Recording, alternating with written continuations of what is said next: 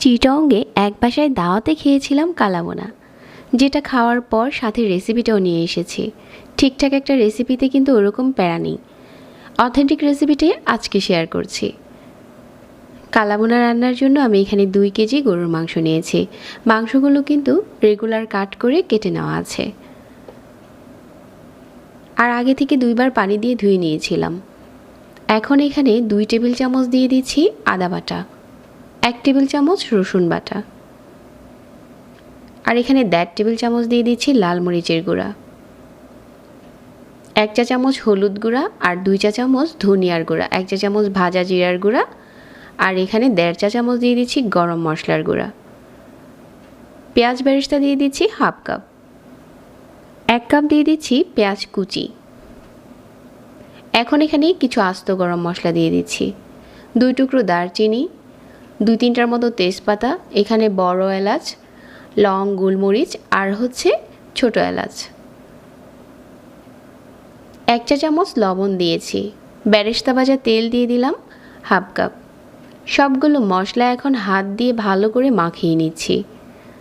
মশলা মেশানোর কাজটা হাতেই করতে চেষ্টা করবেন।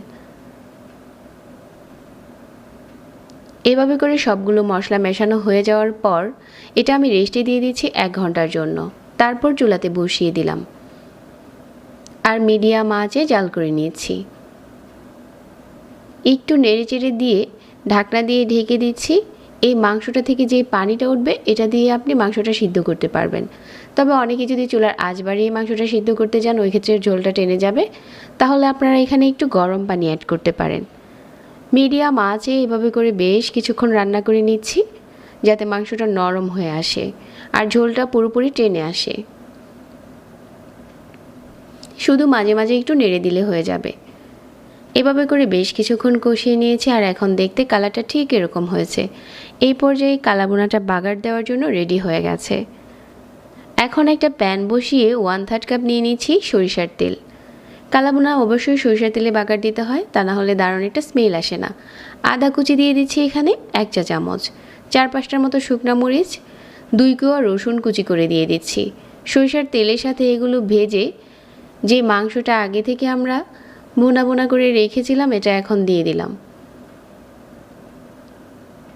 কালাবোনাটা বাগার দেওয়া হয়ে গেছে।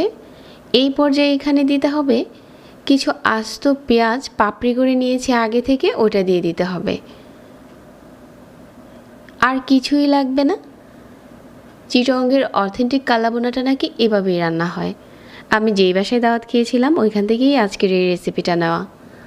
খুব সিম্পল এই রান্নাটা, আমি বাসায় কয়েকবার করেছি, খেতে মন্দ না। চাইলে আসছে ঈদে এই কালাবোনাটা রান্না করতে পারেন একদম সিম্পল রেসিপিতে। আশা করছি আমার আজকের সহজ রেসিপিটা সবার ভালো লেগেছে। প্রতিনিয়ত নতুন রেসিপি পেতে পেজ ফলো করে রাখবেন। আর কালাবোনা কিন্তু মাংসটা পুরো কালো হয়ে যাবে এরকম না, ভিতরটা কিন্তু অনেক জুসি আর সফট থাকবে। এখন চলুন একটা মাংস ভেঙে শেয়ার করি। সবাইকে ধন্যবাদ জানিয়ে আজকে এখানেই বিদায় নিচ্ছি। আল্লাহ হাফেজ।